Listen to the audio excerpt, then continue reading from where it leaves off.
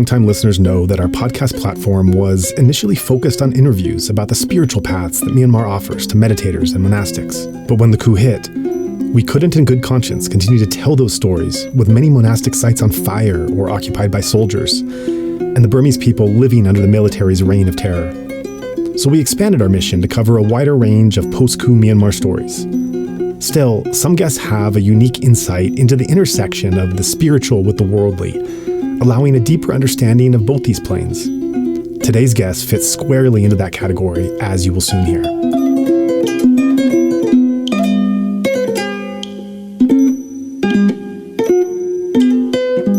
Tell me, have you witnessed such resilience, such selfless courage in the face of a genocidal regime? The people are undeterred. There is no supreme savior. There is us, and only us.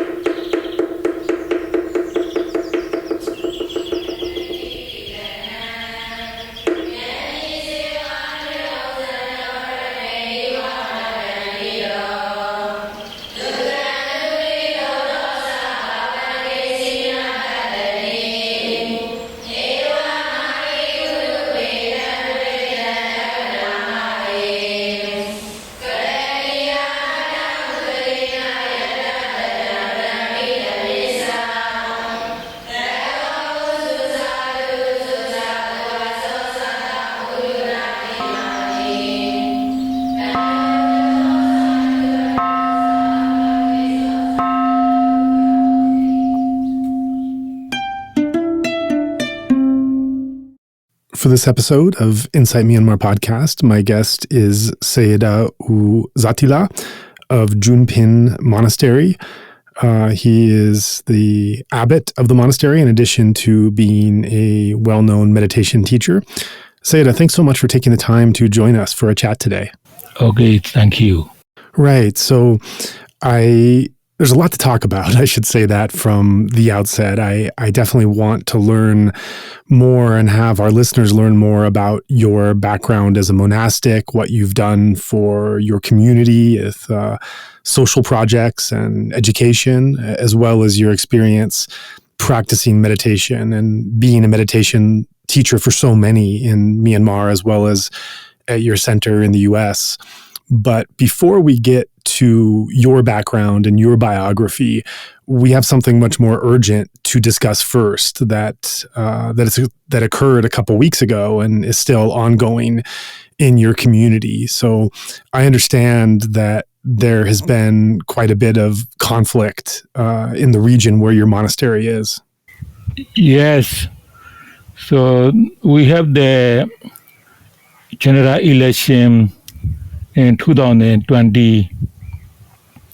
So the NLD win the landslide margin. Then the other party accuses the election was corrupted by the Aung San Suu Kyi government. So they asked the Myanmar military army to solve the problems. So Myanmar army take the power from the Aung San Suu Kyi government. So supporter of the Aung San Suu Kyi government, so not very happy. So they are very angry with the military's action. So firstly, they did the demonstration against the Myanmar military for about 2 months. The Myanmar military, they fire at the demonstrators. Many demonstrators died during the demonstration. Then the supporters of the Aung San Suu Kyi, so they they thought, so whether the demonstrations, just demonstrations, were not enough to fight back to the Myanmar military. So firstly, they made their home weapon fight back to the Myanmar military. But later, the number of the democratic fighters growing, so the weapon also growing. Now, so I think the Myanmar is the now civil war.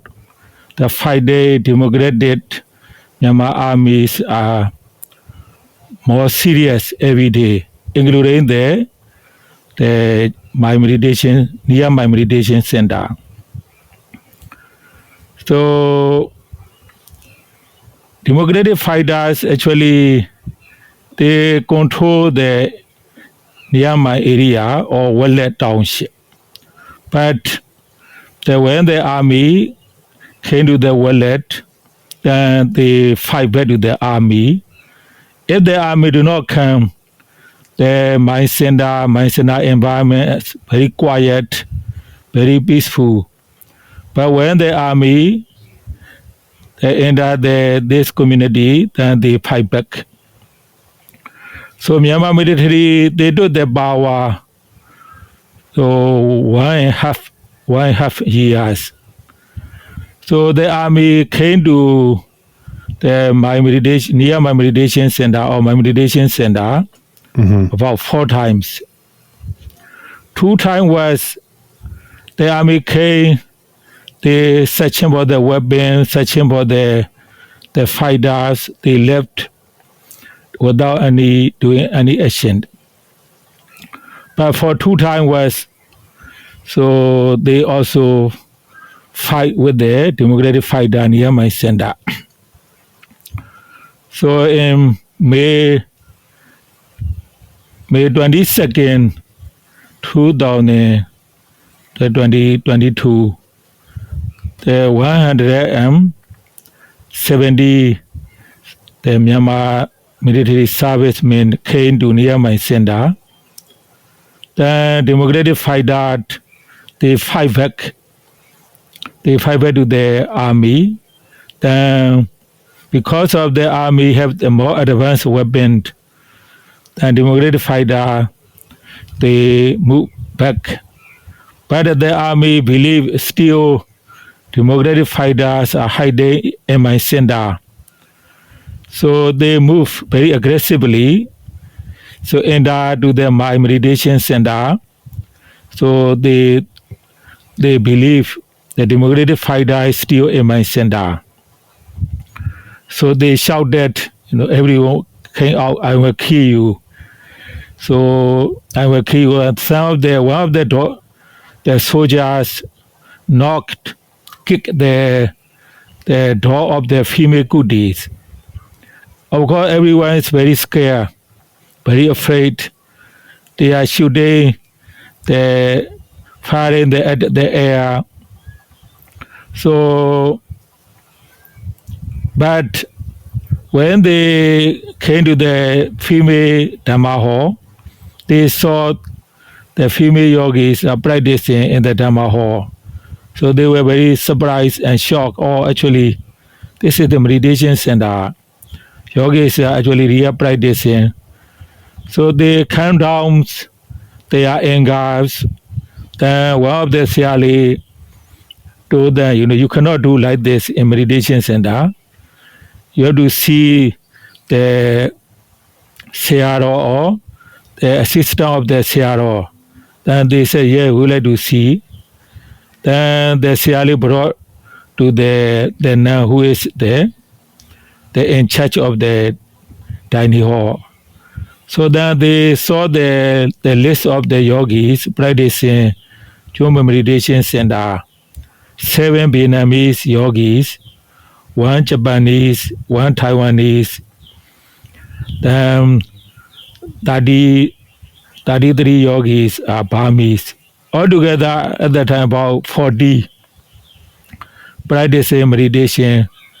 So when they saw the list of the yogi, then they the army officer, he taught to the higher army officer, this is the real meditation center. So then they come down almost, they want to leave. But at that times, I was staying in my kūtis. So when I opened my doors, one of the soldiers was in front of my kūtis, sitting, and so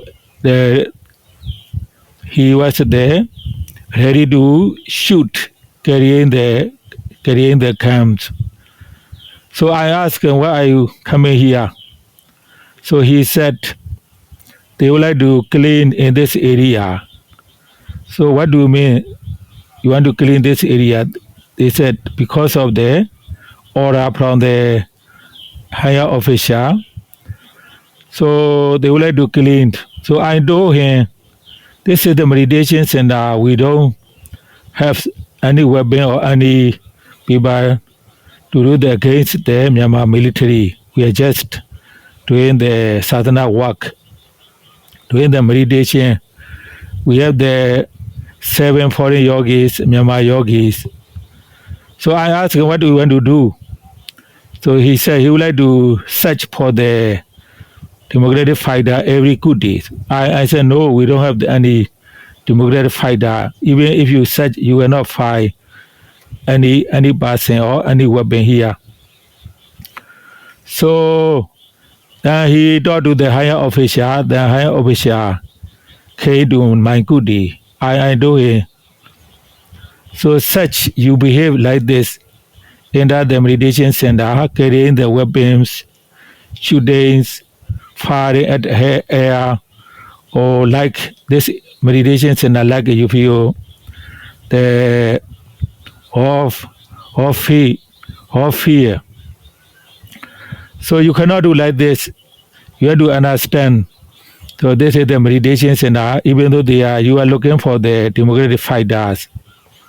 So I know him, Myanmar army need to have more education, how to handle this kind of problems.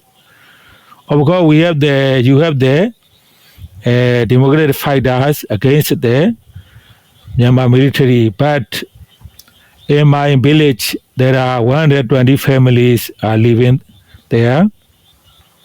So some people over 90, 94, 95, some over 80, 85, 87, some over 70, some very young children, 1 year old, 6 months old, 2 years old.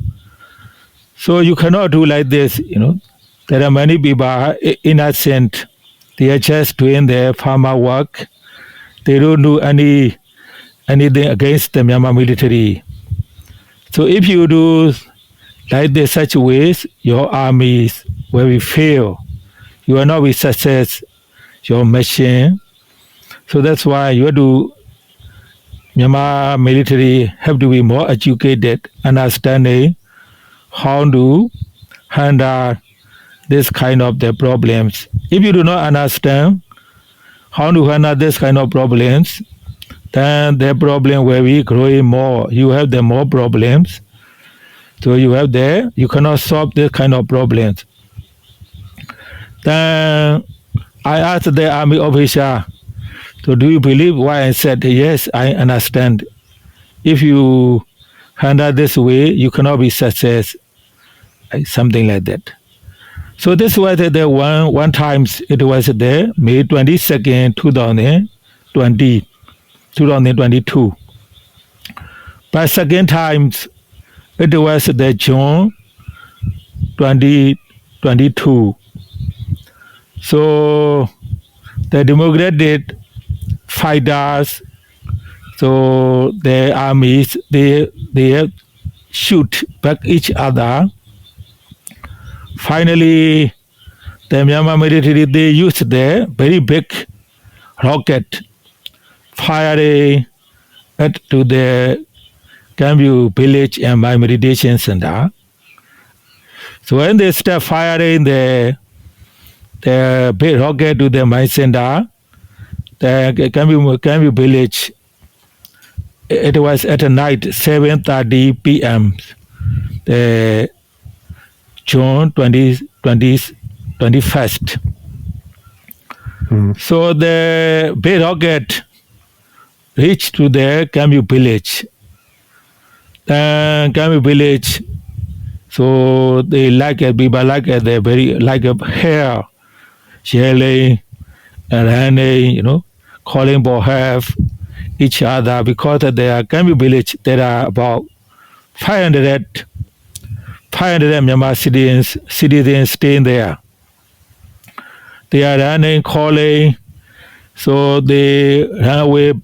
Someone ran away by the motorbikes. Someone ran away by the car. Someone ran away by the walking. Someone ran away by the cat count. So the army stopped firing to the Kamyu village and my center at 7:30 p.m. Then the villagers, the village are quite down about 9 p.m. Seems no one's lived there or already left. Only we can hear the animal dog barking. The some of the animals are, so they are calling for help, something like that. So then I didn't know what happened at the moment, because the mine center, the Kamyu village is a little bit quite far.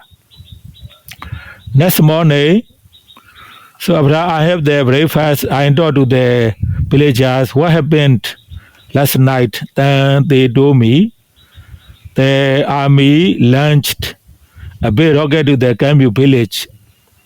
Then there are five kata or 5 count. They were killed by the rocket firing, but no human was hurt or died.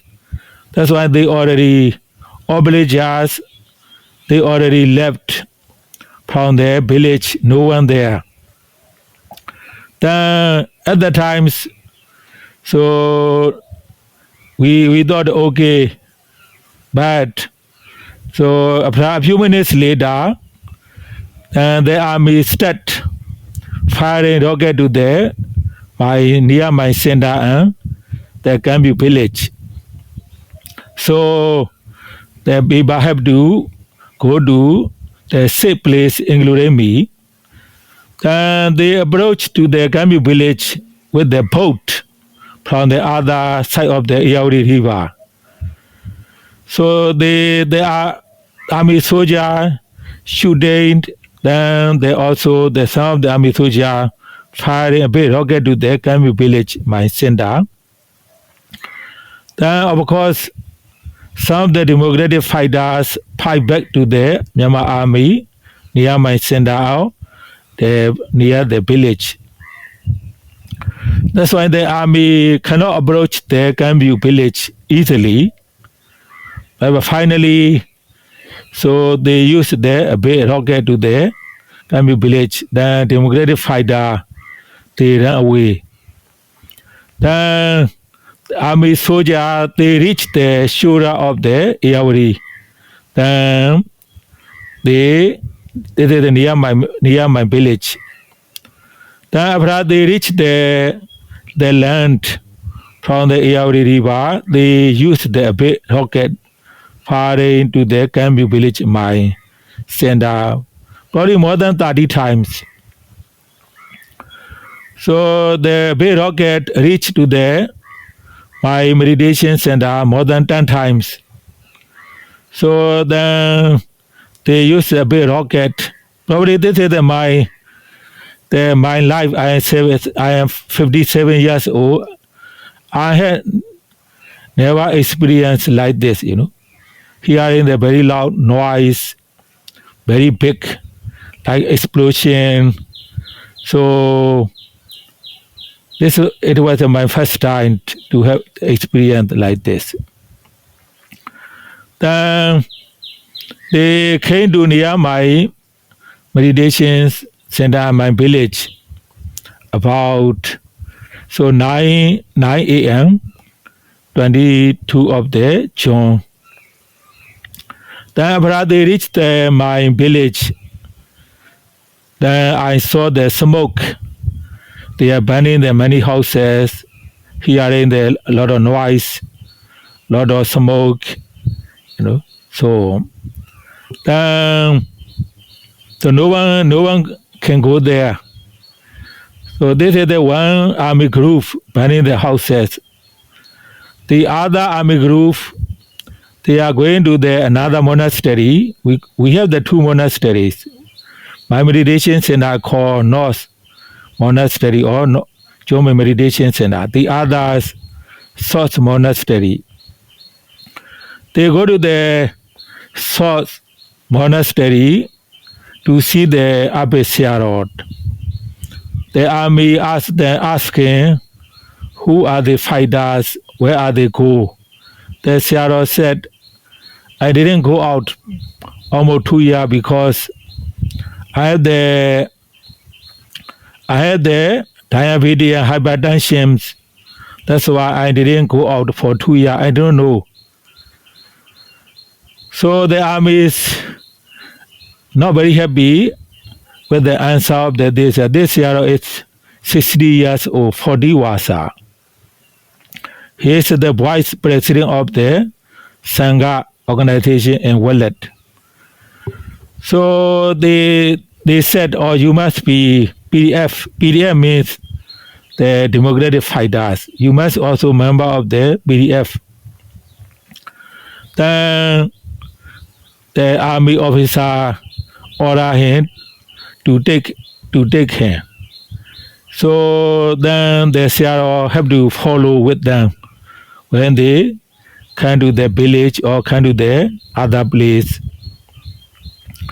So Sayadaw also explained, this is the innocent of the villagers. They don't do anything wrong. But even though Sayadaw explained, but they still burning the houses in front of the Sayadaw. Then after they burned the 20 houses in my village, they moved to they forward to my meditation center. So then my assistant monk, some of the volunteers, so waiting from the meditation center gate. The army saw the monk, the volunteers, all over there are human beings. Over there are human beings. So then they asked the volunteer to hold their hands, can to see them. So volunteer hold their hands, can to see. Then volunteer, our joint volunteer gave them water.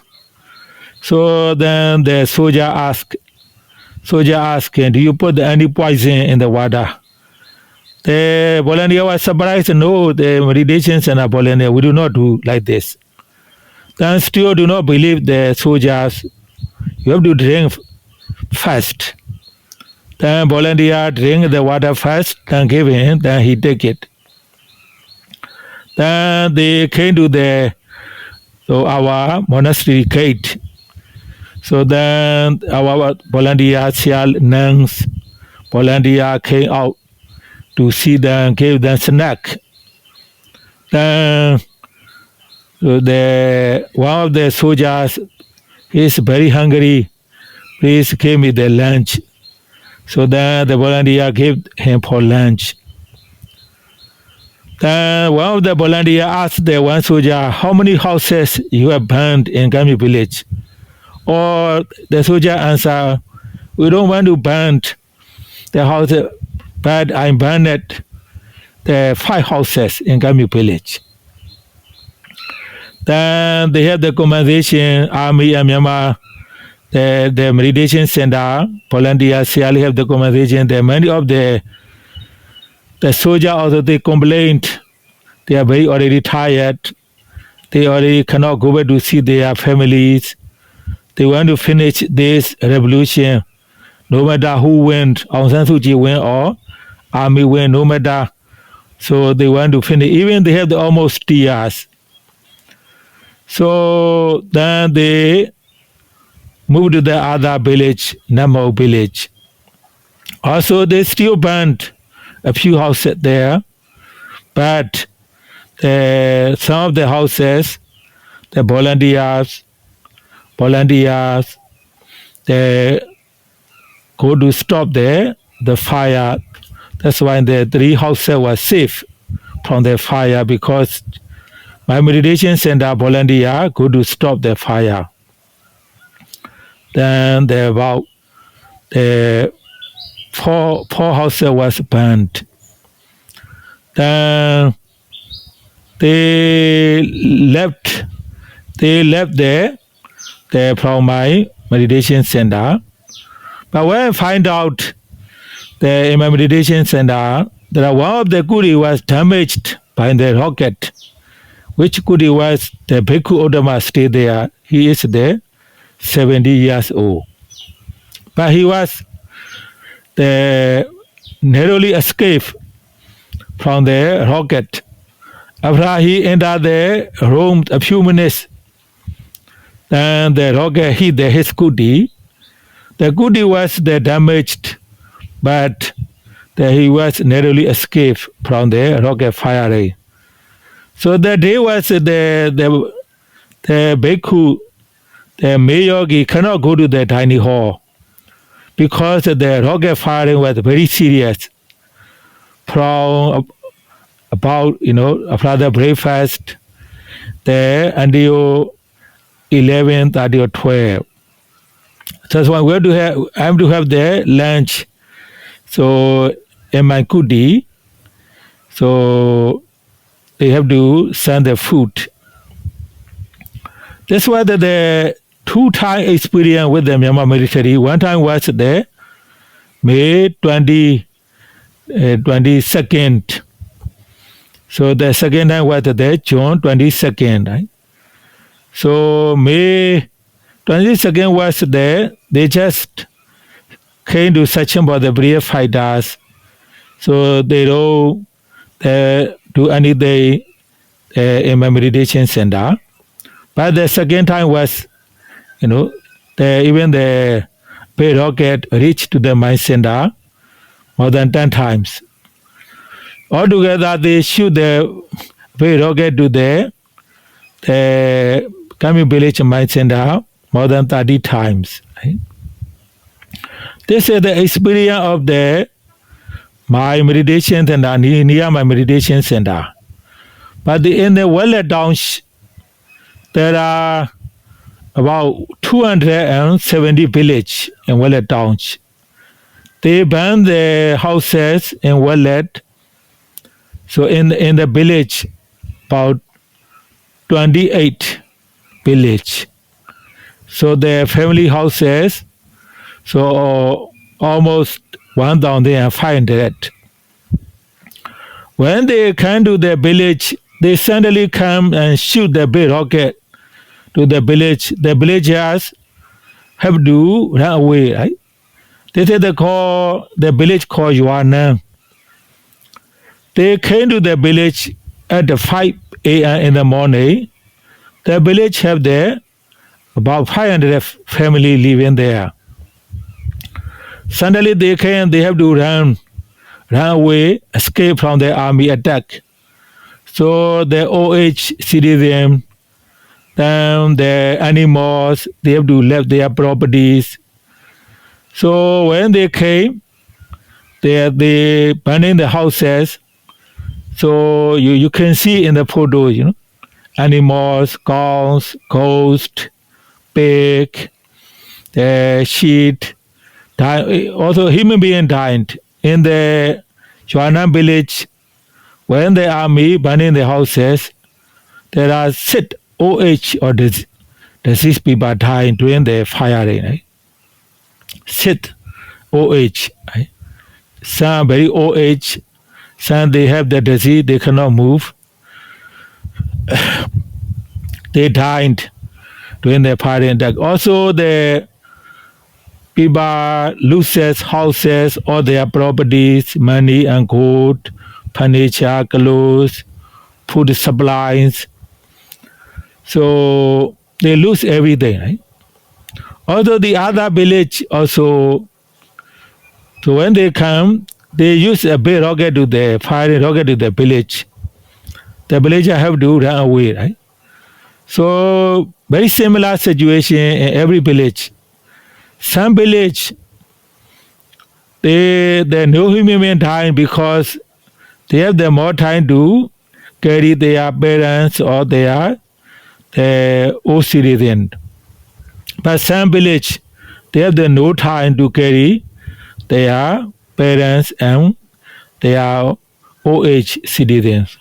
So that's why some of the village, they lost house, properties, gold and money, furniture, so blanket, kitchen items, every day.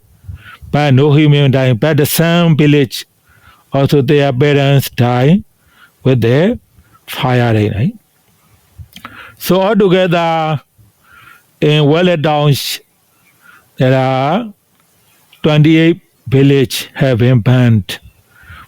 Some village, the Megong village, almost all houses burned, including the two monasteries.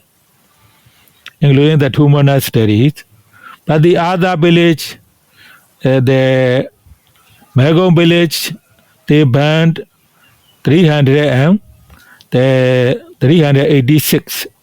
Joanam village, they burned 275. The other village, 120. Altogether in Wallet, so 1,000, almost 500 family houses burned. Total populations over the 5,000, about 6,000 become homeless. Also there's such cows, pig, the goat, sheep also died. The big problem we are facing in Myanmar, when we have the nature disaster like the fire, earthquake, tornado, the storm destroying the village or city, usually the government provide the aid to the victims. So this times, Myanmar military is the Myanmar government right now. By themselves, they are burning the houses. They are killing the innocent people. They don't provide any aid. So after they completely burning the houses, people's lives, so completely disaster. So no food to eat, no clothes. Some of the village, when they come back, they said they have the only left the clothes which they were still wearing there. Other than this, so they have the nothing.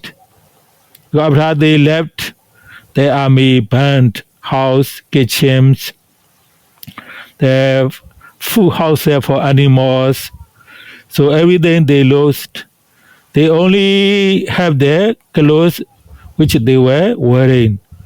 So they come in with the diyas. So nothing to eat, no place to live. Then they stay the monastery. Then they niyama in the monastery. They collect the rice, some of the food, some they use clothes, provide them for place, for clothes, so on. So not only in Wallet Downs, almost the whole Myanmar, the Karen region is the most suffering because the Karen is the most the region fighting back to the army, not agree with the army. So many are very suffering with the food every day. So I'm trying to collect the donation from a yogi from Vietnam, from Taiwan, from Thailand, from Australia, from United States, from France.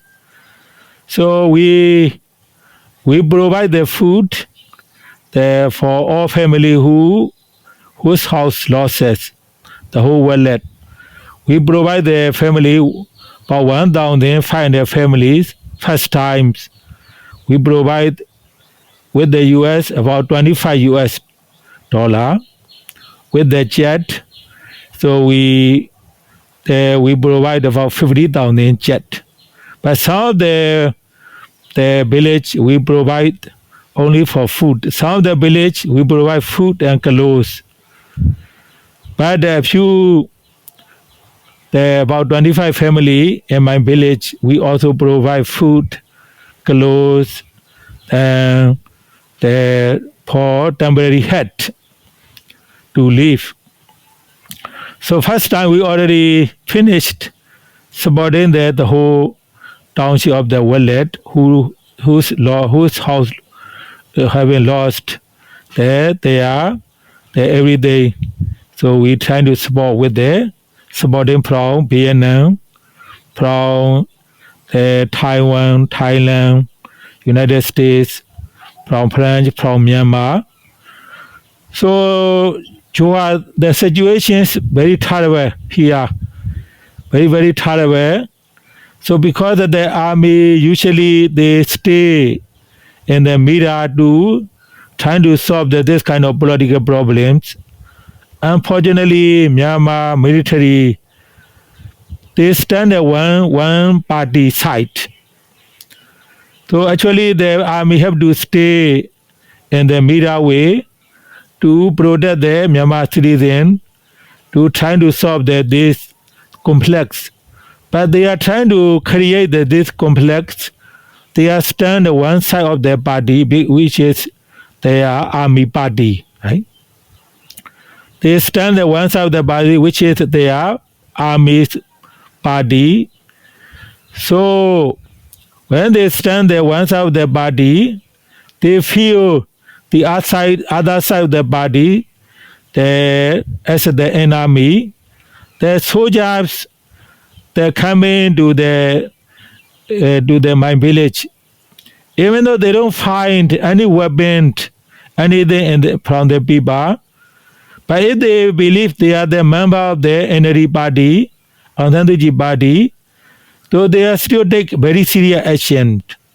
For example, when they found the logo of the Aung San Suu Kyi party's flag, or when they found logo of the Aung San Suu Kyi party's T-shirt, they are still burning the houses. They are still shooting the people, taking the very serious action. So I don't really understand, what they really have to understand, what they really have to believe in my army. They are also, the army soldiers are very drunk, taking a lot of drugs, alcohol. They don't have the human mind, You cannot talk to them in the normal way. They cannot listen. So what happened was when they enter the village, all old age, disease, stroke, the people, the children, all villagers have to run, including the monk, Even the monk cannot stay in their monastery because they cannot understand. They cannot understand something easily. So even when they saw the ordinary people, they shoot it. So they shoot at everyone they saw it. So even when they come to my meditation center, we already explained this at the meditation center. No one is doing against the Myanmar militaries. They are still shooting, with the bamboo on the tree, which they thought democratic fighters hiding somewhere. So very, very hard, very difficult situation in Myanmar. So the army soldiers they take a lot of drug, alcohol. So they don't have the normal human mind.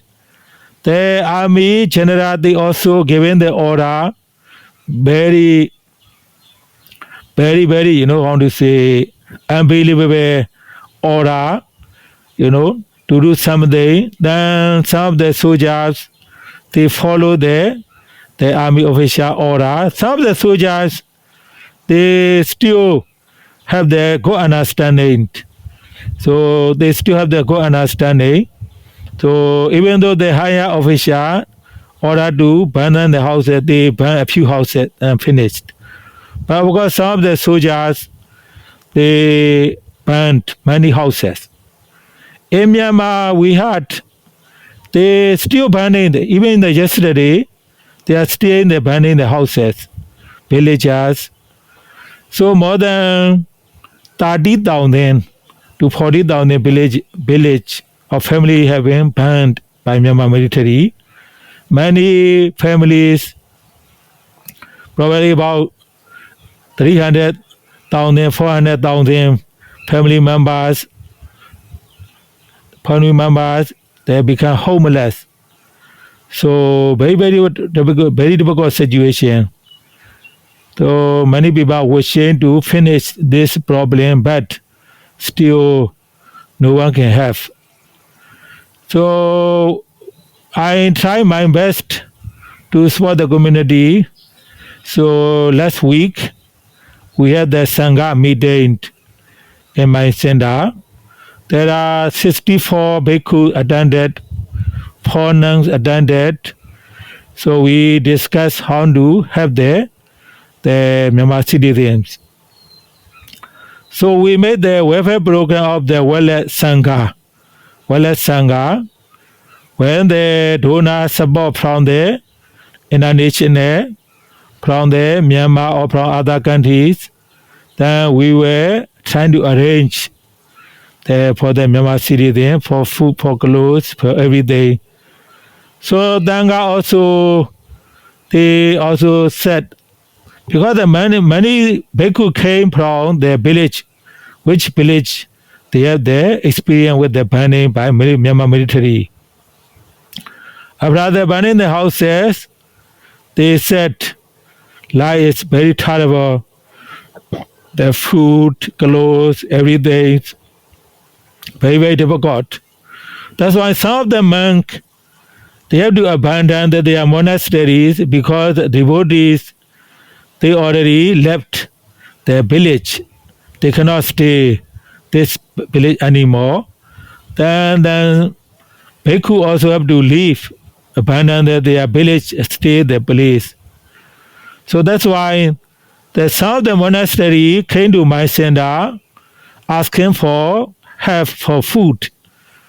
So right now, we already offer the 10 monastery, 10 bhikkhu for food, rice, the onions, the some money. So we already offer the 10 bhikkhus, which monastery have difficult for food because the villagers already left their village. So we also offer all the bhikkhus. So if you have the difficulty for food, please, inform the Chome Meditation Center. We have the some donation from the international from Myanmar. We will support. Of course, the Chome life is very terrible, including the monk become bitter with the victims.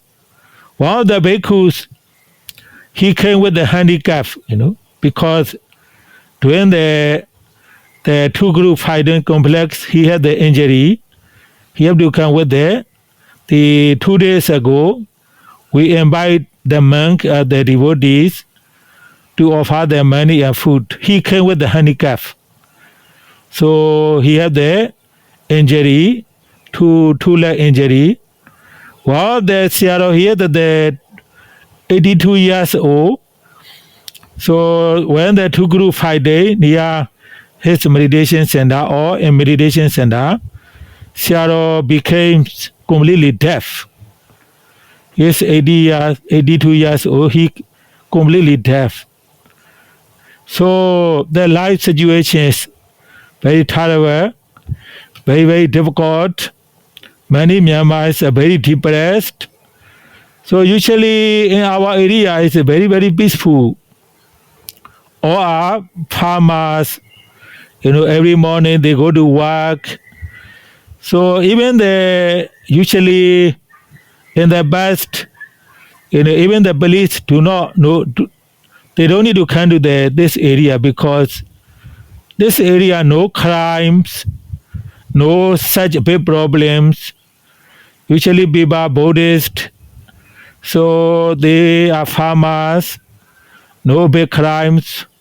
Usually even the police no need to come to the meditation, this area. So every morning they believe the Dhamma Hall CD, they listen to with the loudspeaker, everyone very happy with their life. So they go to the meditation center, practice meditation, then they listen to the Dhamma Hall with the loudspeaker. Very, very calm, This area is very calm, very peaceful. After the Myanmar army take the power, 1.5 years ago, Myanmar army destroyed everything in Myanmar, including near my center. Their lives not peaceful. Every life worrying, So people worrying when they heard the army coming, then they ran away to their village. In my village, after the army firing rocket to their village. So about 10 days, there is no people, People are very afraid to come back. So they are gone, pick animals, our volunteer go to feed them about 10 days. After 10 days, they come back there, little by little. Right? So when they had the army coming, so they already have to prepare, right? To run away. Right? To run away. Then some very old age people came to stay monastery. We have to provide their food, provide their place. Right? So the other place also, when they run away, they go to monastery or meditation center, stay a few days, then they go back, something like that. So everything is there, completely changed in Myanmar. Everything is peacefulness, happiness, destroyed by the Myanmar army. I don't know what kind of the Myanmar army chief Myanmar have understanding about the life. So I even told my devotees, I would like to scan Myanmar's brains to see how he thought, how he had understanding, So some of the Myanmar citizens, they have their over 90s. Even the World War II, they do not suffer like this. In the World War II, when they see wobbling coming, they go to hide. When they over, then they came out. But here, so many days they have to run. They have to leave their houses, their properties. So they said even that World War II, they do not suffer like this. This time is all citizens of the Myanmar, monks, the very senior Myanmar citizens, children, very suffer, In my area in Wallet, they do not open the school since the 2020, 2020, they closed the school. 2021, they cannot open. 2022, they cannot open the school. Also, there are hospitals. So because of the doctor, nurses do not go to work because they do not agree with the army. They do not go to work. Then in the hospital, shortage of the medicine, shortage of the doctor, nurses. So people died. Many people died without the getting the proper medicine, getting the proper medical treatment. So the private hospital opened, but this private hospital, everything very, very expensive. Ordinary, very poor Myanmar cannot go to the private hospital. So they have to lose their life without getting the proper medical treatment. So hospital cannot open, their schools cannot open, Myanmar offices also cannot open. The Myanmar armies, they are now taking take over the Myanmar, but many places also they cannot control. They are losing the controls. So still the power struggling, between the Myanmar democrats. That's why international, the United Nations, the international aid, the Red Cross, they cannot come to help. Myanmar army itself cannot provide aid or food. The international cannot come. So that's why the Myanmar about 1.5 years, we have the very mystery of the life. Very, very difficult situation. Myself now, so I have to stop the teaching meditation. I have to do the welfare programs, providing the people for medicine, for the food, for the clothes, for the temporary hut. Also our meditation center, then Sialin nuns, also they have to do this kind of the programs to have our citizen of the Myanmar. So thank you very much. You are interesting, and you would like to know about the Myanmar situation. Also, many Americans would like to know that the situation of the Myanmar. Also, very difficult to get the right information from Myanmar because Myanmar army, so they control the media very tightly. So very hard to get the right information. Very hard to get the understanding the Myanmar situation right now. So that's why I'm very, very thankful for your interest in calling me an interview. Also American government also taking such very strong action to stop the Myanmar militaries the actions. We really thanks government of the American citizens to other European countries. So also Johar, your group. Thank you very much. So thank you for sharing that and talking about what's been going on in your area. It's really quite disturbing and traumatic to hear. You are a monk, you're the abbot of the monastery, you're a meditation teacher. It's been in Myanmar as well as taught across the world and stayed in the US and taught there for some time. During these current difficulties, what do you see as the role of monks, as being a monk and being a Sayadaw? What do you feel the role is and the capacity to be able to help the people and find a way to limit the harm of the military? So where I invite them to talk about the Myanmar military actions. So mostly the monks, they have the compassion, they have the brave to talk about the Myanmar army. But so the things are when the Myanmar army know the situation, they take the very serious action. They arrested the monk, so torturing the monk or torturing the people. So that's why even though they want to stop this Myanmar military action, they do not agree with the Myanmar military action. So but many monks they are still afraid to talk. They are afraid to share in this kind of information. But also many monks they are okay. So when we have the welfare program of the well monk, so they said they would like to work for the welfare of the Myanmar citizen. So anyway, when we appointed them, so what they have to do, they said that they are okay, they are willing to do it. So of course, the monks are mostly, they don't have the many education like you, no? That's why some of the things are not easy to talk. Not easy. It depend on the monks' society. But in my area, in my meditation center, I give the education about the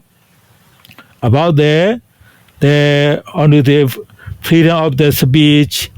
So when we even though you see the soldiers, you still they can talk to them, you know. So explain them something like that. So some of the monks understand. Some of the monks, they still need more education. So my idea is to invite them to share my experience. For example, that day I share the monk. You know, when I see the soldier, I'm not afraid. And they talk to them, explain them. You know, you have to understand this situation clearly. They say that not everyone is the democratic fighters. So many citizens are peaceful citizens, innocent, old age. So you have to go to fight with the democratic fighter. You cannot do this kind of action. You know, everyone, they're firing, rocket to the village, burning the house. Even I asked the army officer, I heard the Myanmar army is going to burn in the houses. It's the truth. The army officer denied it. So we don't do such kind of things. But I don't know the other group of the Myanmar military, they burn the house. But for my group, we don't burn their houses.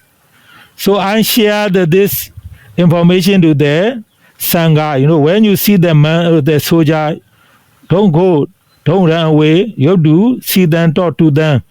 So explain them. But if you are very afraid, very scared to talk, then please inform us. That's why we now made the Sangha group.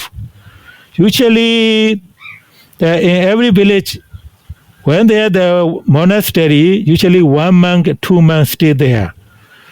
So when they saw the big group of the army, they are very afraid to see. Right? That's why the last week of the meeting, we talk to each other. For example, if you have the problem with the army, then you have to call us. We already share the telephone numbers. We already share the information. Then the group of the monks came and to see the soldiers, then to talk to the soldiers. Then when I explain that, you know, the brother meeting, the monks are very happy because in the past, when the soldier come in, they don't know how to talk. So because they have the only 1 monk, or some they have the only 2 monks. But now we are the group. Now this monk who attend this the meeting, when we needed each other, we have to call each other. Then everyone can immediately. That's why every group we have the leader of the monk. They already have the phone number every day, right? Then we came to join. So when we do this kind of the program, meeting each other, sharing the information each other, then in the future, when we have the problem, how to help each other, sharing the phone number, I think quite very helpful. So they have the more understanding about the meeting.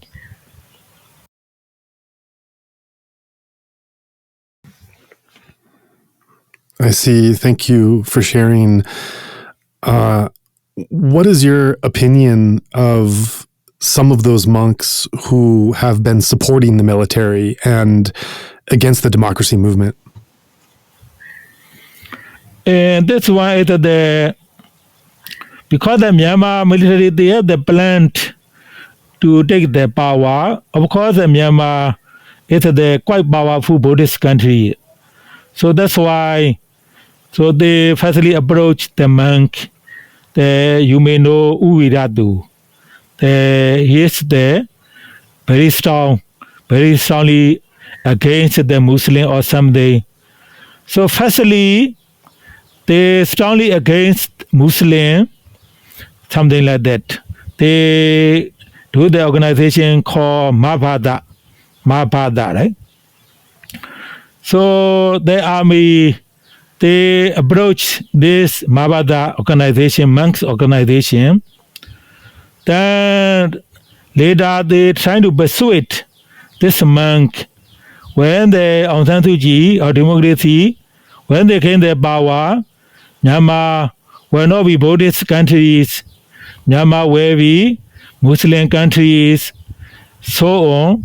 Then this kind of the militaries, the persuade, this kind of speak. Some of the monks, they believe very strongly, when the democratic government have the power, Myanmar completely lost their Buddhism or something. So that's why they don't really know the many things correctly. They support the Myanmar military, and they back from the Myanmar military. But the things are, you hear, for example, in my areas, even though some monks probably they might support the Myanmar military, but they have the no power because 90 or 95% of the Myanmar supporting the democracy.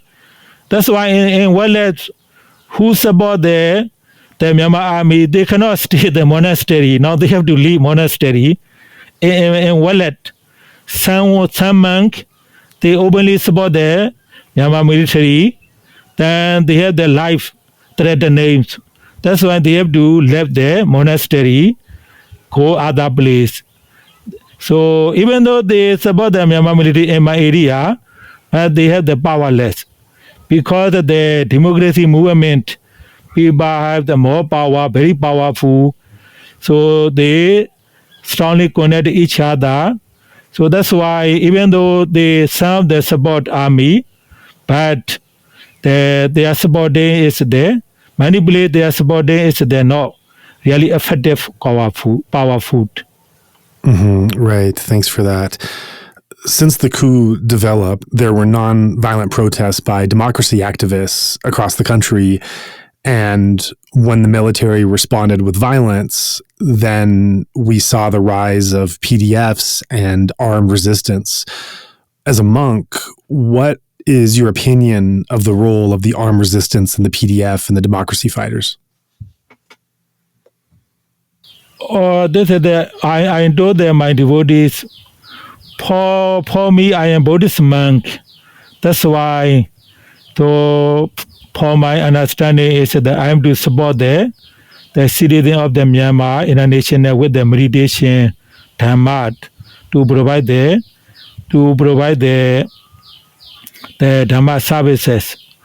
But if you really want to have the freedom, then you have your own choice. So you have your own choice. Now you are fighting back to the Myanmar military. So that's why, for my understanding, is that if the citizen of the Myanmar would like to have the freedom of the democracy, would like to free from the dictator, the army, so fighting this way is and then this is the right things to do it.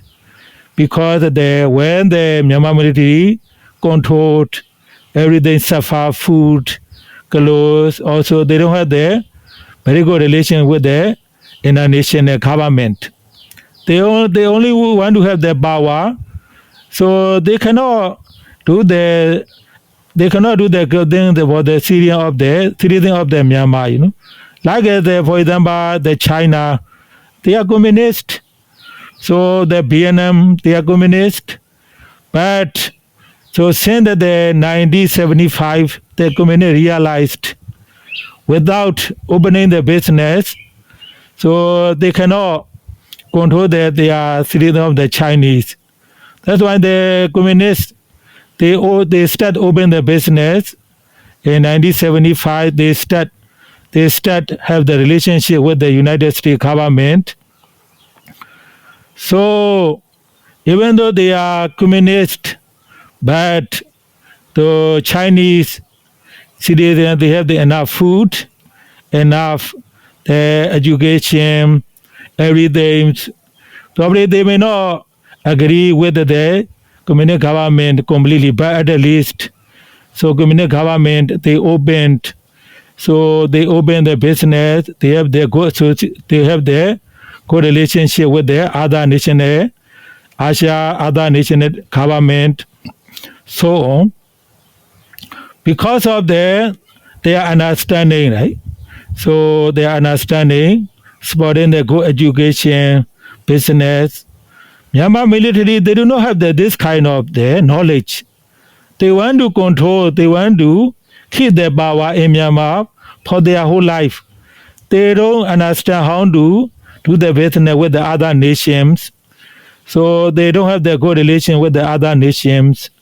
So that's why when the Myanmar accept the Myanmar the army, then they will suffer for many years. But of course, when they fight back to the army, so they might suffer maybe 1 year, maybe 2 years, but they can be free from for many years. That's why myself, I will not encourage people to fight back to the army or to support them. I don't support the PDF. I don't encourage to fight back. But I ask them, so you want to suffer for many years? You want to suffer for a few years? They said, we want to suffer only for a few years. We don't want to suffer for many years. It depends on your understanding, your choice. If you have this kind of understanding, you want to be free, then you have to try. Then if you scared, so your life every day, then you have to stay quiet. That's why it's there. Really, how to say the both sides. Armies, they want to control their power for many years. Then you don't want to accept armies, the government in Myanmar. So that's why the formal understanding is there. Myself, I'm not involved supporting the PDF or accepting the PDF or so on. But the people want to be free from the army. So this is the right things to do it. Right, I see. You reference in your answer that you're a meditation teacher. You're a very renowned teacher with students around the world, and you're also acclaimed in your own meditation practice. So if we can take a minute and just back up to learn a little bit more about yourself, can you share which kind of meditation technique you've practiced and how you teach? So I was ordained as a novice when I was 9. So then when I was 60, so I went to study center in Yangon. The Sayadaw was my cousin. Sayadaw finished the Tipitaka examination. So he finished all the Tipitaka examination learning by heart. We call Tipitaka Sayadaw. He's number 4. He finished all the Tipitaka examination when he was 27. Then he founded the Pali Study Center in Yangon.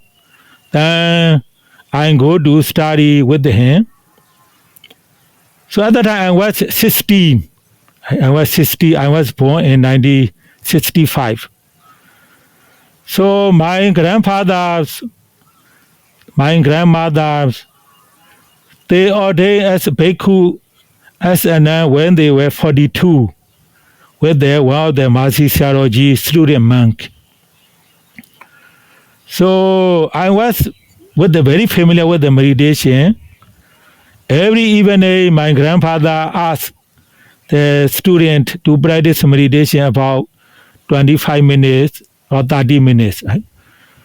So at that times, so in my village there are no government school.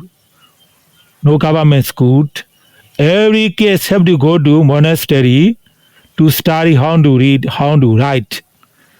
So that's why there are many students from my village came to the monastery to learn how to read, how to write.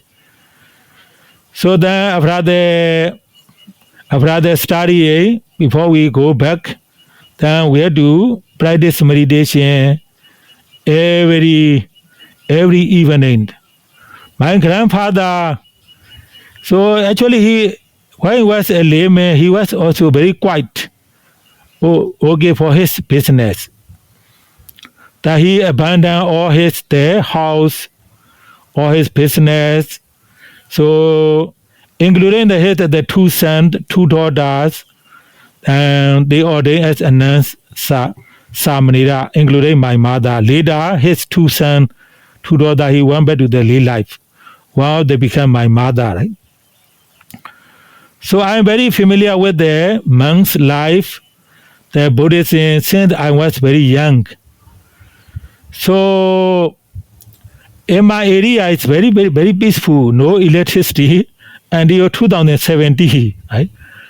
2070, we got the electricity, but at that time, no electricity, the mountain, trees, AOD rivers.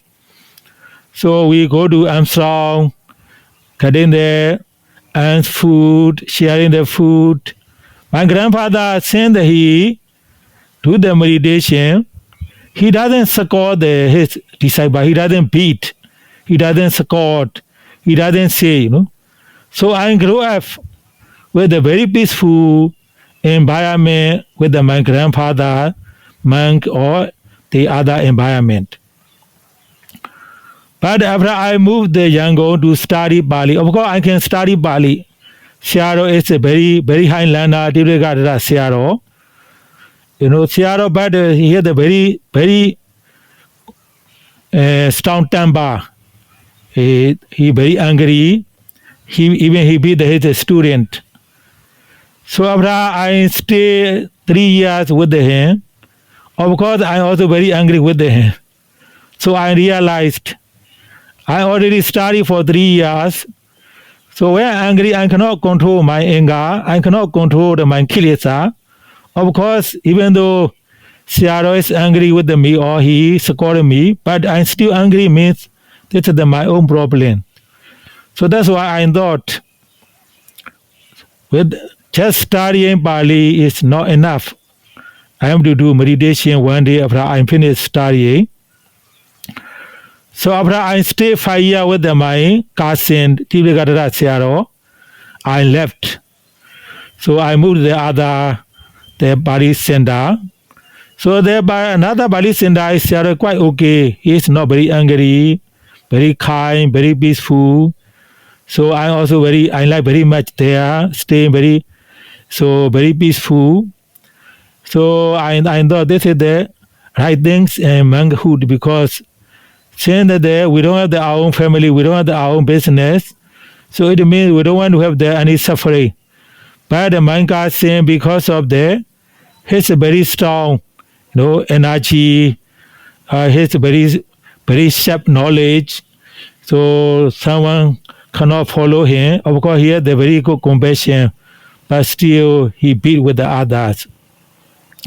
Second one was okay, Sayadaw is okay, had very loving kindness, compassion, peaceful. So I was planning to have the meditation retreat. That's why I find out which meditation technique should be proper for my practice, because I want to be very successful for my practice for the first time. I knew meditation is not very easy. If I fail for the first time of my retreat, I will be very difficult to find, because the practice of meditation involved our mind process, our mind process. Sometimes even though we believe something wrong, but sometimes we don't believe we are believing something wrong. So that's why first time I need to have the right meditation method, right meditation center. Then one of the monk, he came back from Pandita.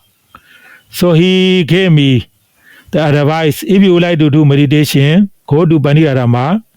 It is the right place to do. Then I also trust him.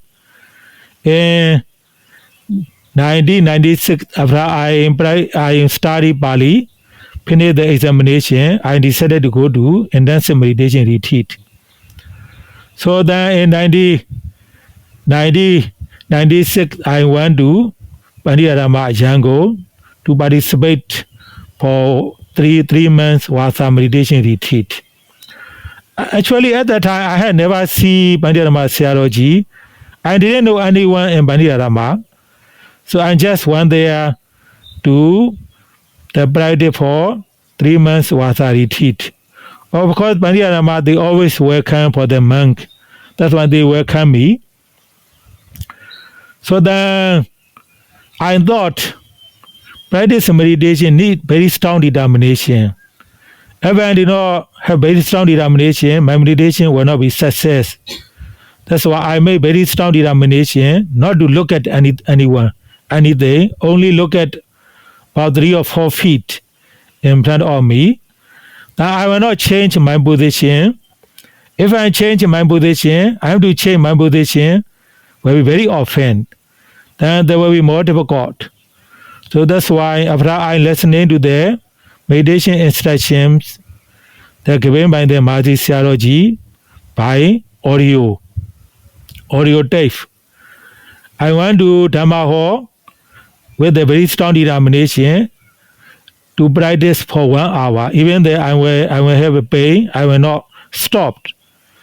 So since the first time I did that for sitting meditation, I did that for 1 hour. Then, without changing the position, observing the rising falling method. Right? Breathe in, breathing out, I observe the rising falling.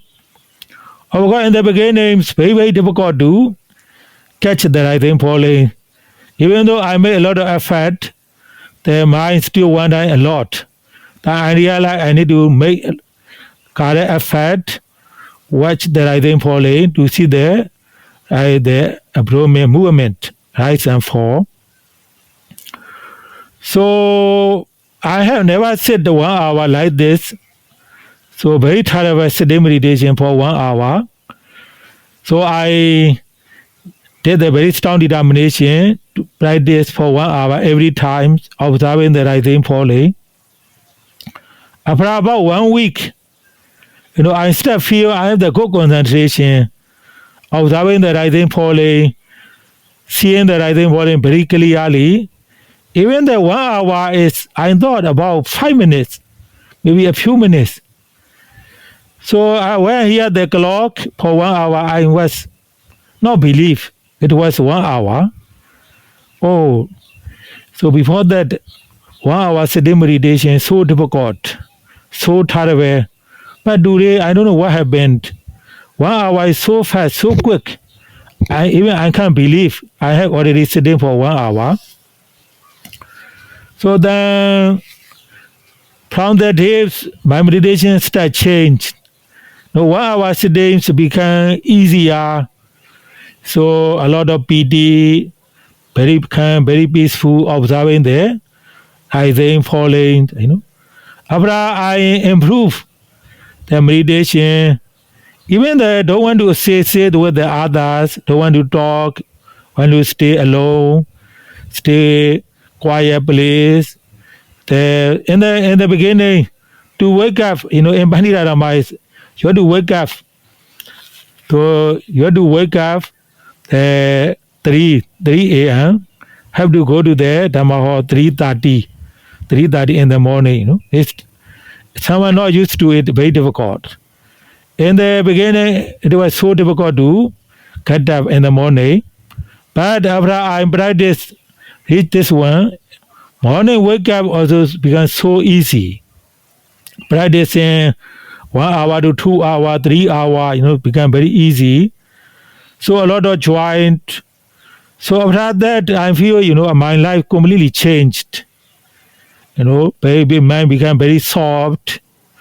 Very also, before the practice meditation, even though I was a monk for many years, so sometimes the mind's not very really quiet, not very peaceful. The behavior also very tough sometimes. But after the meditation became, meditations, my behavior became very soft. It became very soft. So mindful also almost every moment.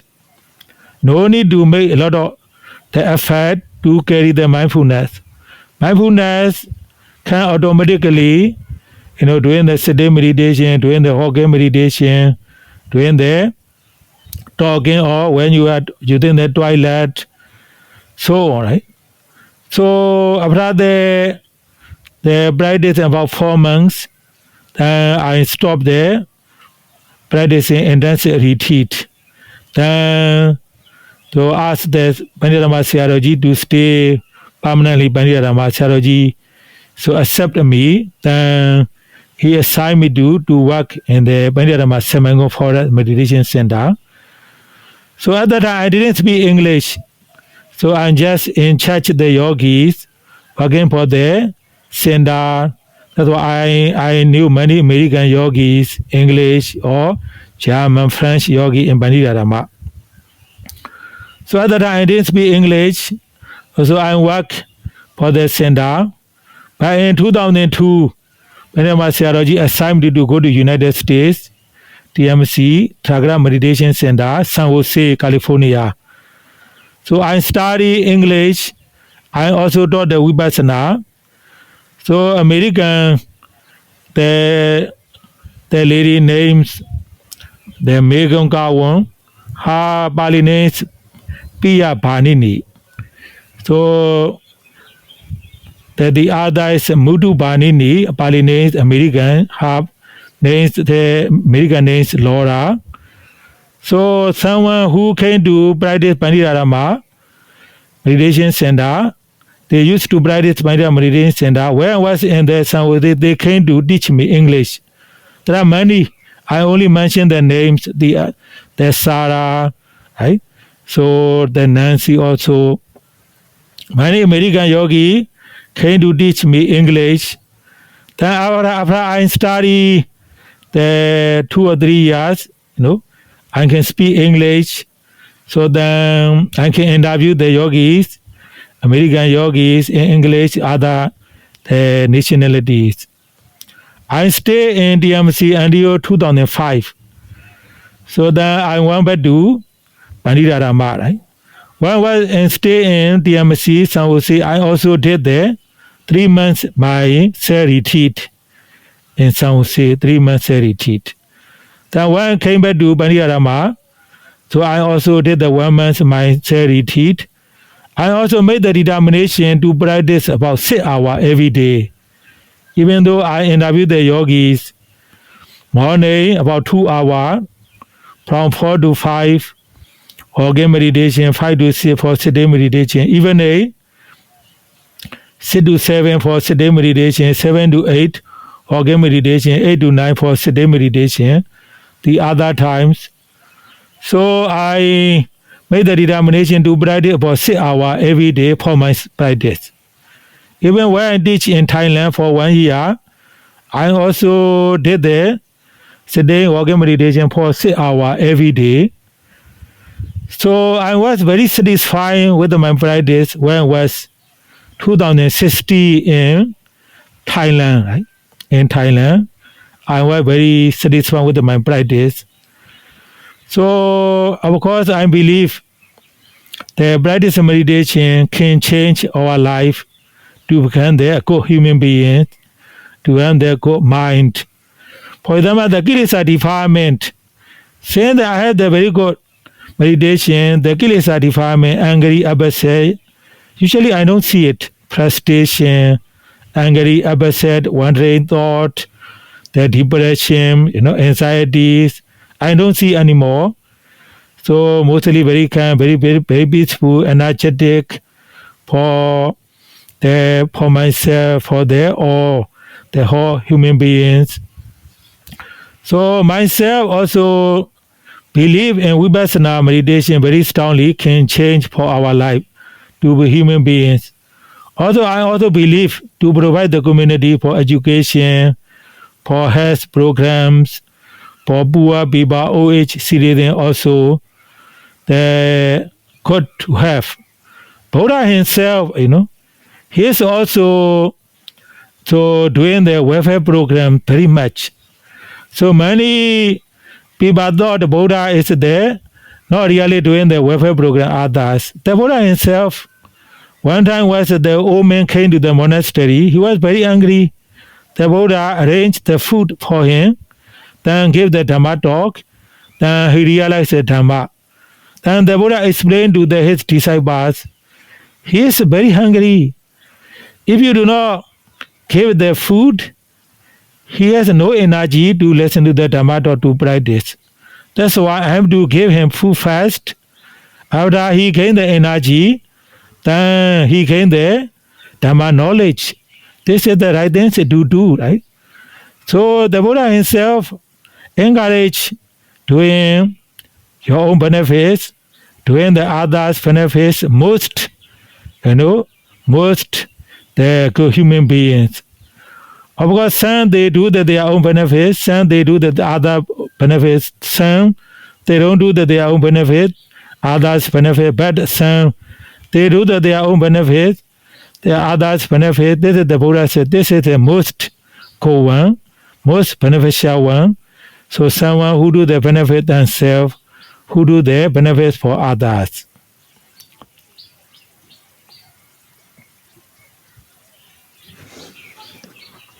Right. That's really wonderful to hear your background in meditation and teaching Buddhism. I know there are some meditators and Buddhists from other countries that may not really understand the nature of the conflict going on in Myanmar at the time. And there can be some that say, well, these things that are happening in the world, they don't concern us. And really, we should just be sitting and meditating and develop ourselves inside. And those that don't really understand what's happening right now might say, well, Myanmar's a Buddhist country. It's always been a Buddhist country. The military is Buddhist. The NLD is Buddhist. Mostly it's Buddhists who live there and who rule. And so whichever party or person ends up leading the country, Buddhism and the monkhood and the Sangha and the Sasana, all of these things are safe and they're going to continue. And it's not as a meditator or as a monk or as a nun who is trying to become liberated from samsara. Our role is to put all of our focus into our practice. And the world is always messy. The world always has problems. We can't fix all those problems. It's not our job to. In this very short time we have in a human life, we should use it for the best purpose possible, and that's to meditate and come out of defilements, out of kilesa, and to work towards liberation. And it's not really our job to participate or be involved in worldly affairs. So for those foreign practitioners who may have this kind of view about what's unfolding in Myanmar, what would you say to that? Yes, this is the depend on their understanding, they are interested. So the Myanmar is the for my understanding, the Myanmar also monks since the Myanmar more opened, they go to United States to stay in the United States. Some monks they stay in the England, some monks they stay in the Germany or French, United States. Some they stay other countries. So they have the more education, more understanding. So of course we still have the many problems, but for the Myanmar citizen side, for the monks, so they have the more education, more understanding. That's why, of course, some monks, they don't want to do other things. They just teach the meditation. They just practice meditation. Someone, they just teaching the Pali classes. But someone, they have been there. They be bars for food every day. But some monks, they are supporting the army. Some monks, they are supporting the PDF. So on. So that's why they depend on their understanding and their feeling, right? So for me, I believe we are a monk. We should not support the armed group PDF for army, but you can do the meditation. Also, at the same time, you can help in our communities. So, if we can help our communities, then so they can get support. Right? In Vietnam, when the Americans go to war with the Vietnam, one of the Vietnamese monk, so he do the demonstration, firing himself up, then to stop the fightings.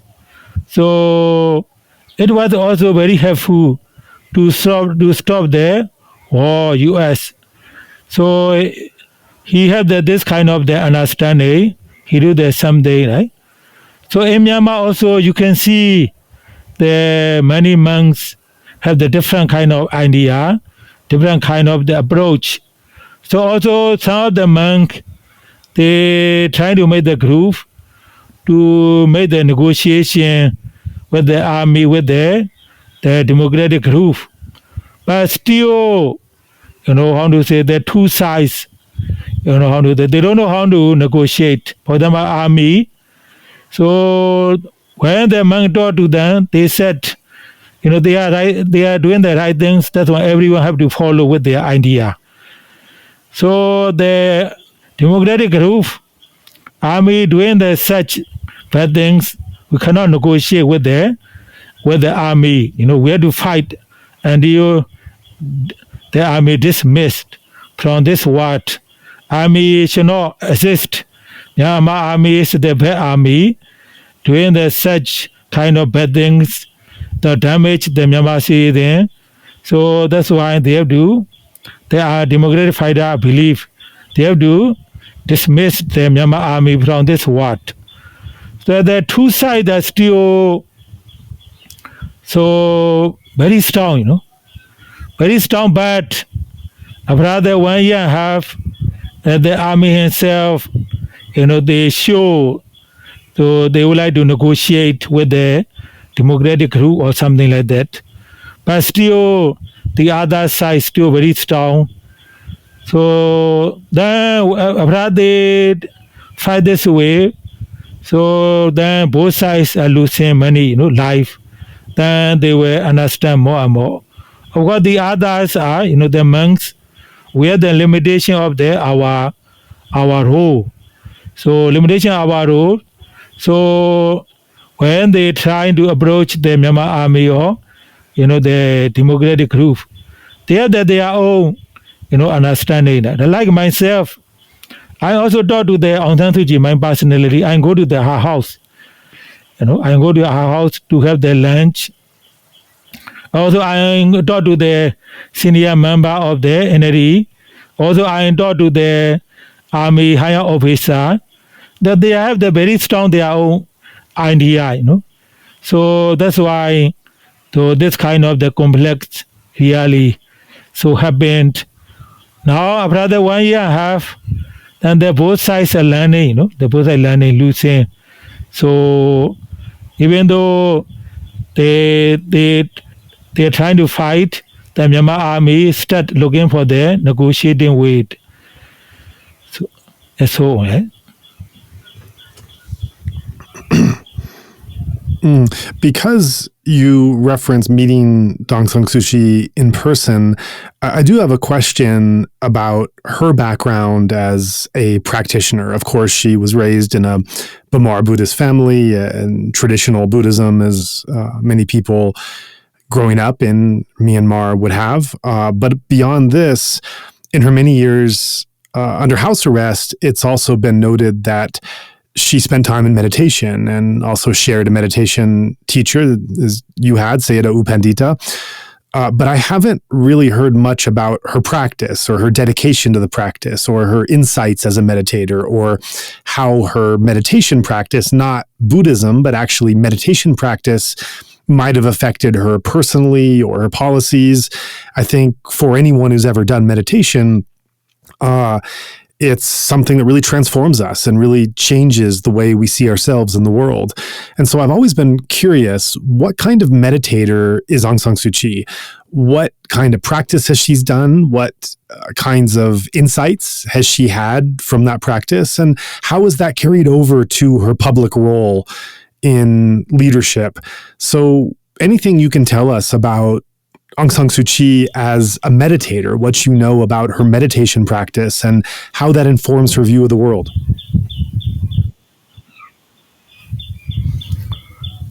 I already talked to the Aung San Suu Kyi. I see the Aung San Suu Kyi for several times with the Pandita Sayadaw. I still don't believe Aung San Suu Kyi meditations, very high advanced meditation. Of course, when she was the house arrested, she do the meditation. So it might help for her depression or for the others. But if she really had the very good meditation advanced, so she will not be politician anymore, right? She will not be politician anymore. So she practiced meditation. I don't think she really reached the very high, so advanced level, right? She might do meditation to help for her.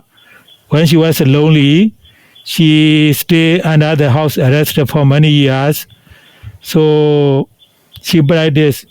So she practice meditation may have for her the depression or for her loneliness. But I don't think her practice meditation reached quite higher level. Another question I have is, there has been a fear expressed among some people about the number of Muslims that are coming into Myanmar, how they are affecting the Burmese Buddhist culture, and as well as just the need to protect Buddhism, that when the country opens up to a greater extent, the influences of the West and of materialism might erode the traditions and practice of meditation and Buddhism. And so there's a fear that Buddhism, and not just Buddhism, but Burmese Buddhism, Bamar Buddhism, because there are other forms of Buddhism, obviously, in Myanmar, the Shan and the Mun and recounts, etc., but that Bamar Buddhism needs to be protected. It needs to be protected from the West, from capitalism, from open trade and Western influences, from Muslims, from Rohingya. And there is a claim from the Dhamma that their strong authority is necessary in order to protect Buddhism from these influences. And they've made that claim really since around 1988, 1990. They've manipulated Buddhism and religion for their purposes to a greater extent. So what are your views on the presence or the safety of Bamar Buddhism in Myanmar? Do you think that it needs protection from some of these influences? Or do you think that a more open society, open form of government, open borders, that this can happen and the traditional forms of meditation and Buddhism can remain? We have the human society. The human society already changed. About 300, 400 years ago, the country do not have any contact with the outside world. They just stay their own country, their culture, their business. So, but now the world already opened with the outside world. Myanmar cannot close with from the outside world. United States also cannot be closed from the outside world. Since that we have the connection with the other outside, so we have to open our mind for religion, for Buddhism, for education, for business. So that's why when I gave the Dhamma Hall, I start sharing the Myanmar people, So you believe the Myanmar people have to be Buddhist. Actually, it is not correct. Myanmar, they are Myanmar, but because of the other reason, they might be Muslim or they might be Christian. We have to accept. If you believe you are Myanmar, other Myanmar have to be Buddhist for their whole life. If they do not agree to be Buddhist, then we have the problems. So that's why someone they born in Indonesia, but then sometimes they became the Christian, they became the Buddhist.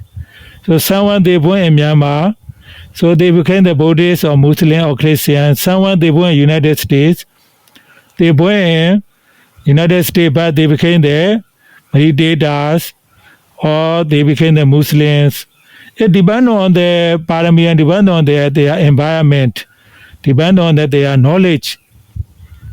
So that's why if someone believes Myanmar have to keep the Buddhism, so Buddhism, so without any connecting with the others, so this is the very uneducated idea or very narrow mind person they believe.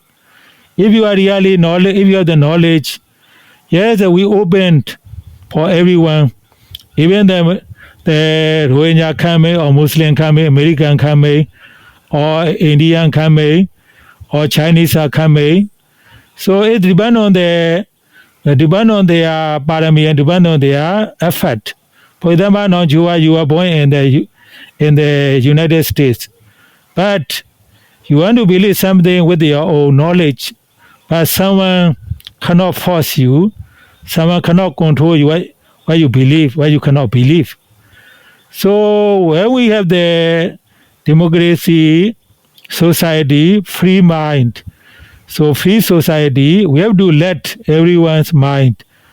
So they be what they believe. They want to accept what they want to accept. In this way, our society will be more peaceful, right? But the American want to keep the American culture, so they do not accept the others. Myanmar want to accept the Myanmar, don't want to accept other, where we create a more complex. So of course, even though we have the same culture, we have the same Buddhism, we still have the complex. Eh? So that's why, so people have to understand, right? People have to understand. So to open our society to accept. So when you have the understanding, right? You will see the many different people. For example, I go to teach in Indonesia. The Muslims themselves, so they can to practice meditation, or Christian they can to practice meditation. So when I go to Vienna, also communist, they want to practice meditation, they want to ordain, or someone they would like to be Christian, someone they would like to be Muslim, so on. So that's why also in Myanmar, so we also the educated monk, open monk, now start talking about the Myanmar society to open our mind more, to accept them more. So of course still some of the narrow-minded, so they have still some of those kind of idea. But I think when we have the more education and understanding, so we will improve more and more every day. I hope so as well. It does have to be said, there is a lot of fear, I think, that some of the more conservative monks and lay supporters have, as well as the military. There's a fear that they need to have tight control of immigration, of marriage, of the borders of the country, how open they are, what kind of influences come in, because there's this real fear that without this control, they're going to lose their sasana, their sangha, they're going to lose their practice and their tradition. Where do you think this fear comes from? Why are they so afraid of losing the Burmese Buddhism, and that they're going to such extremes to try to control and prevent that from happening? That's why the very, very funny propaganda come from the army. Actually, even though they do such kind of propaganda, but they are doing is the very, very opposite. For example, the army, they control the border of the Bangladesh and Myanmar. they get the money from Muslim, they accept the Muslim coming to Myanmar. Actually, border controlling the Myanmar army, not Myanmar citizen, Myanmar monk. They have the border control, border security guard in Bangladesh or India or Thailand. They accept the money from Muslim. They accept the Muslim and they place them in the Yakai area. Then they take the money from Muslim. They gave the Myanmar citizen, with the 500 jet, 10,000 jet. The Muslim gave the money to the Myanmar army. Then they gave the Myanmar immigration officer. Then not only that, after they stay in the Yakai area, after they give the money to the army, then they want to come to the inside of the Myanmar jungle. Then they give the Myanmar army 10,000 jet or 20,000 jet.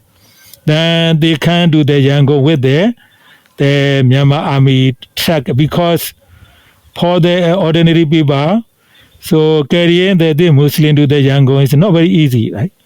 With the armies, they can pass the security or border so easily because the security cannot check the army truck. So everyone know, in Myanmar, this is just army propaganda. That we lose the Myanmar borders where the Muslim come. Actually, they have no good idea, those kind of things, how to do, what to do.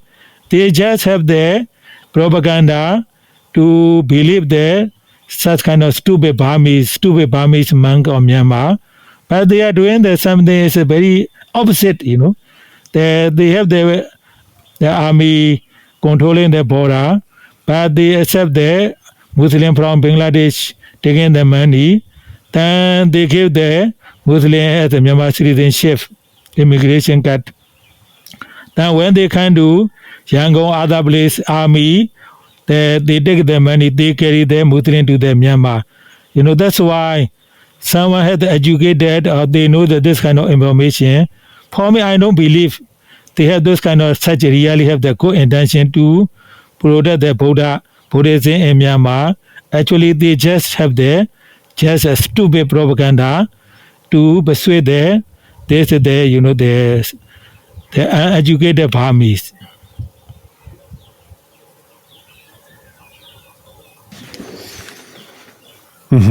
I think there might be some people listening that don't have a background in meditation or Buddhism, and they're concerned about the ongoing problems in Myanmar. And unfortunately, I think there's been this kind of stigma that has developed about Burmese monks being nationalistic, being hateful towards Muslims, being anti-Muslim in general, supporting the dictatorship, because there are some very loud minorities of monks who have power or who have a strong voice, and they've been expressing and sharing this hatred, really.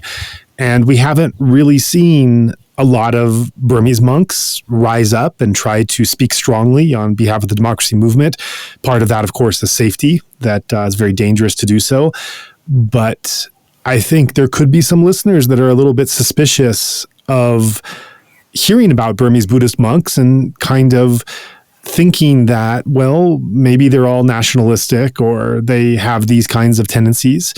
And so I think hearing you talk and express some of these more progressive values and this desire for this more inclusive society, that can be new for them. So I want to give you a moment to address those listeners, speaking to those listeners that have an image of Burmese Buddhist monks as being supportive of a dictatorship or anti-Islam or nationalistic or these other things. What would you say to those listeners now? Or how to say, I already explained that some of the politicians, so sometimes when they are Muslim countries, they try to use the Muslim, powerful Muslim, for their political advantages. So Myanmar also Buddhist country, some of the monks, of course, very powerful.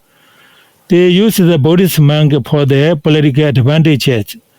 So that's why if you understand clearly, so the monk who follow the Buddha teaching practice.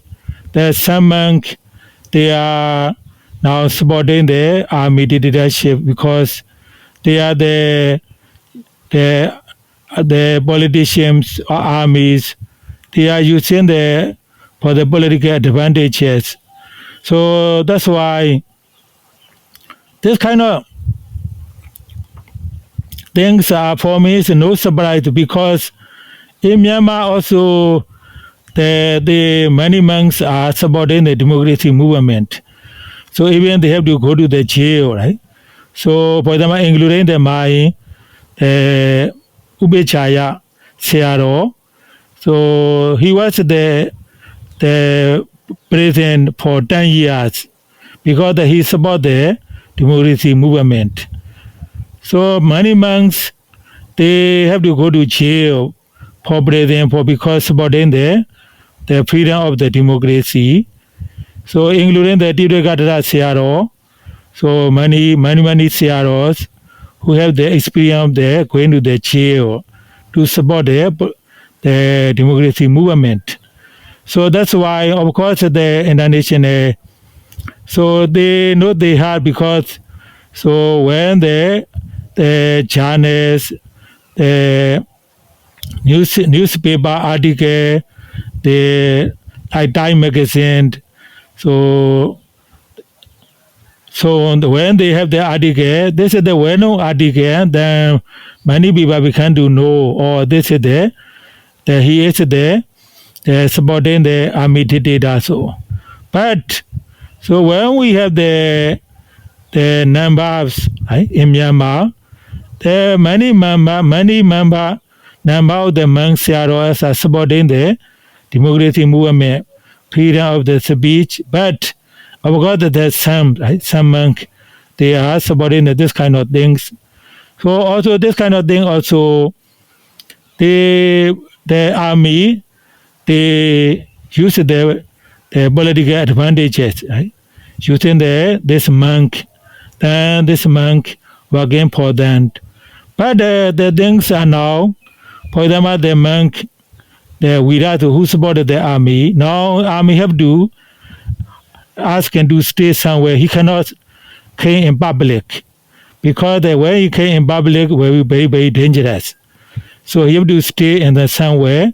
So he cannot go out in public or so on. Also, who supported the army, then they cannot came out there in the public. During the complex, Myanmar army and democratic complex, the democracy also, the democratic group also killed some of the monks who supported the army very strongly. So there are many monks during the complex. So that's why in order to understand this Myanmar situation, I think we need to talk a lot, a lot. Right, yeah. You've been a monk for all your life, and you've studied Buddhist scripture, you've taught Buddhism, you've spent much of your life on intensive meditation retreats, practicing the Mahasi method and teaching that as well, very intensively on long silent retreats for yourself and your students. So you have a deep, deep background in solitude, reflection, mindfulness, studying the Buddhist teachings. You're now living through what probably has been the most difficult time in your life. As you've said it's worse now in Myanmar than it was during World War II. And the Burma front in World War II was just awful. It's one of the worst battle experiences of a very bad war. So I'm wondering, how has your background in meditation or the Buddhist teachings, how has that come to play a support in the role you have to play now during these difficult times? Oh, my understanding is because I already read about the World War II or Chinese, the communist revolutions, or Russia, other countries, or even I read the United States. they trying to free from the English. So they have also the human rights movement. So during the time of the Abraham Lincoln. So for me, I already read many war news. So this happened. This is the nature, because the army want to get their power. Also, it makes sense. They have their army. They want to get their power from the civilian government. The people do not want to give their power, right? So Myanmar people, because they feel very suffering, they say there. So they have the right then to rule. When the two sides happened, I already predict. So because usually I don't use I don't answer the telephone, I don't use the internet or so Facebook. I don't use any media. So I don't really know, but all the volunteers came to report me. Army already take the power.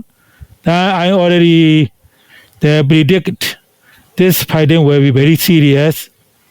The black will be flowing like the river. The Myanmar economy will be very, very difficult. So very difficult. Even the food became shortage. So everything will be very difficult.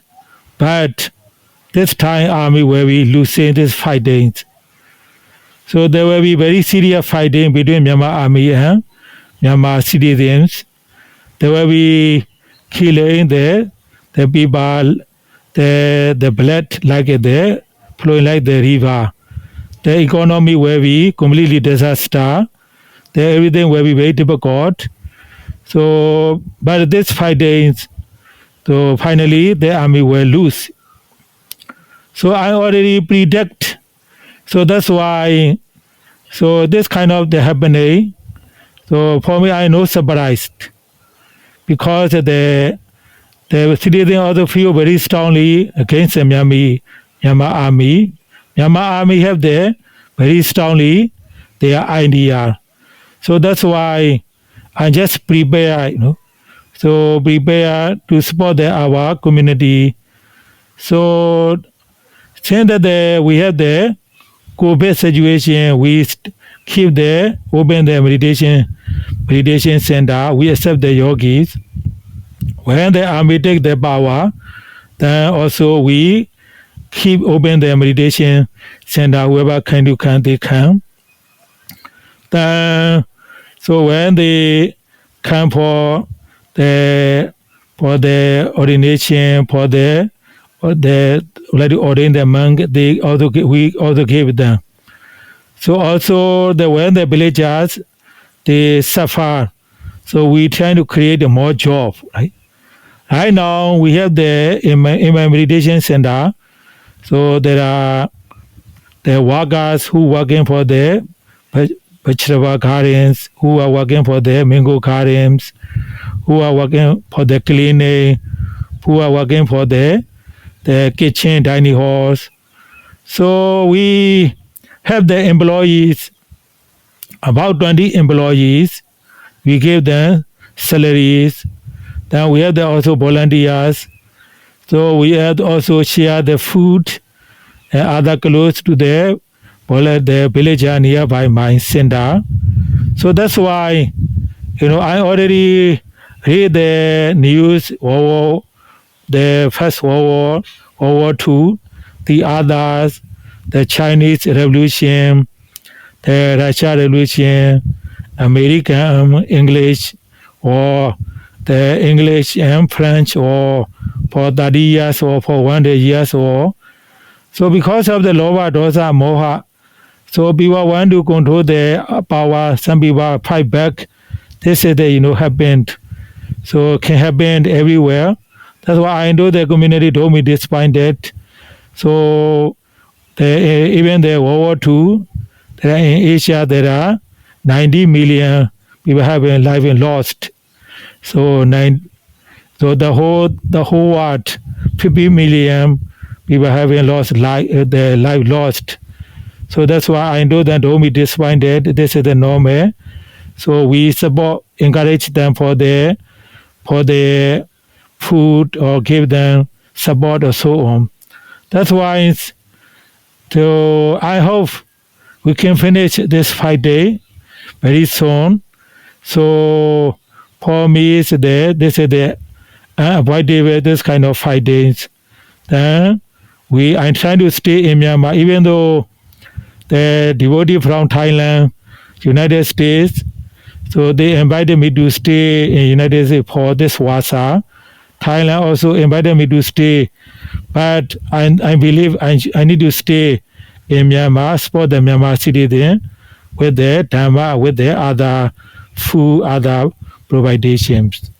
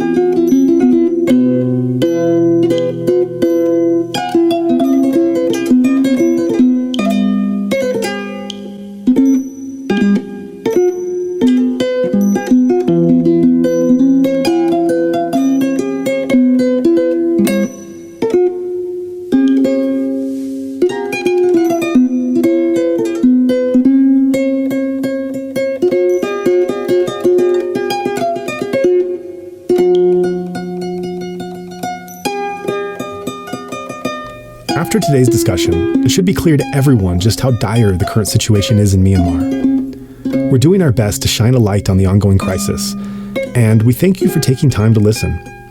If you found today's talk of value, please consider passing it along to friends in your network.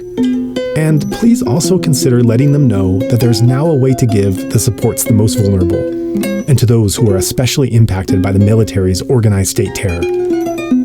Any donations given to our nonprofit mission, Better Burma, will go towards those vulnerable communities being impacted by the coup.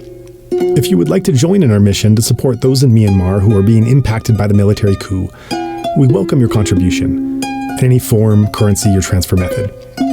Your donation will go to support a wide range of humanitarian missions, aiding those local communities who need it most. Donations are directed to such causes as the Civil Disobedience Movement, CDM, families of deceased victims, internally displaced person, IDP camps, food for impoverished communities, military defection campaigns, undercover journalists, monasteries and nunneries, education initiatives, the purchasing of protective equipment and medical supplies, COVID relief, and much more. We also make sure that our donation fund supports a diverse range of religious and ethnic groups across the country. We invite you to visit our website to learn more about past projects as well as upcoming needs. You can give a general donation or earmark your contribution for a specific activity or project you would like to support, perhaps even something you heard about in this very episode. All of this humanitarian aid work is carried out by our nonprofit mission, Better Burma. Any donation you give on our Insight Myanmar website is directed towards this fund. Alternatively, you can also visit the Better Burma website, betterburma.org. That's BETTERBURMA.org, and donate directly there. In either case, your donation goes to the same cause, and both websites accept credit cards. You can also give via PayPal by going to paypal.me/betterburma. Additionally, we take donations through Patreon, Venmo, GoFundMe, and Cash App. Simply search Better Burma on each platform and you'll find our account. You can also visit either the Insight Myanmar or Better Burma websites for specific links to those respective accounts, or email us at info@betterburma.org. If you'd like to give in another way, please contact us. Thank you so much for your kind consideration and support.